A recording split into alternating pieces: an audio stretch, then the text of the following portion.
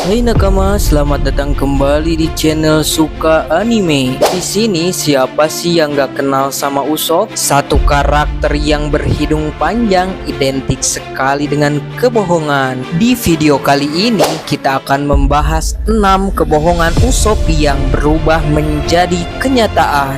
Oke, stay tune terus di video ini. Tanpa berlama-lama, kibarkan bendera, mari kita berlayar. Kebohongan Usopp yang pertama, penyerangan bajak laut. Ketika bertemu Luffy pertama kali di desa Sirup, Usopp sempat berbohong bahwa desa tersebut akan diserang bajak laut. Ternyata hal ini menjadi kenyataan setelah bajak laut kucing hitam yang dipimpin Kuro muncul tiba-tiba di sana. Bersama Luffy dan Zoro, Usopp pun mengalahkan Kuro dan komplotannya. Tadinya niat Usopp berbohong adalah untuk melindungi Kaya agar punya alasan untuk tampil jadi pahlawan dengan berpura-pura bertarung dengan Luffy. Yang kedua, Usopp pernah mengatakan dia melihat ikan besar yang bahkan kotorannya seukuran pulau. Usopp banyak bercerita kepada teman masa kecilnya, yaitu Kaya. Dia pernah bercerita kalau ada ikan berukuran yang luar biasa besar, bahkan kotorannya saja bisa menjadi pulau. Hal ini ternyata menjadi kenyataan ketika dia dan kru topi jerami bertemu dengan dua kapten bajak laut raksasa, yaitu Dory dan Brogy. Di wilayah bernama Little Garden tersebut banyak hal yang tumbuh besar, bahkan ikan di pulau itu berukuran sangat besar dan hampir seperti Sea King.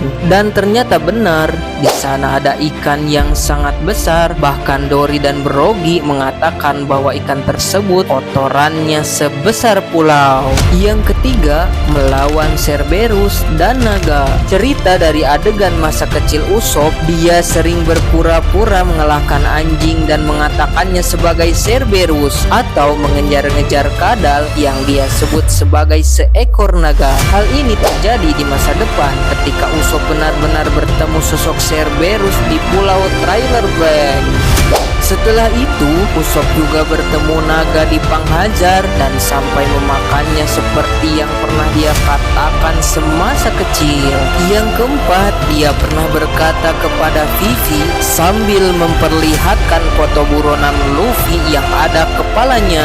Usopp mengatakan bahwa sebenarnya harga bounty yang 30 juta berry itu bukanlah bounty Luffy, tapi itu adalah bounty Usopp. Hal ini benar-benar terjadi di masa depan setelah alter ego miliknya, Sogeking, diketahui oleh pemerintah dunia. Harga buronannya melonjak setelah Usopp dan kru Mugiwara mengacau di Enies Lobby. Usopp bahkan sempat membakar bendera pemerintah dunia seakan menantang mereka. Yang kelima, Pulau Langit dan Negeri Kurcaci. Usopp sangat suka dongeng dan menganggapnya sebagai kenyataan. Setelah membaca buku Skype, dia juga benar-benar menemukan Pulau Langit. Dongeng lainnya, yakni tentang negeri Kurcaci, juga dia temukan di Dressrosa. Para penduduk Tontata adalah peri dan kurcaci yang menjaga hutan Dressrosa dan telah bersembunyi dari manusia selama bertahun-tahun. Usopp dan Robin sempat bertemu dengan para penduduk Tontata dan mengajak ikut serta dalam peperangan.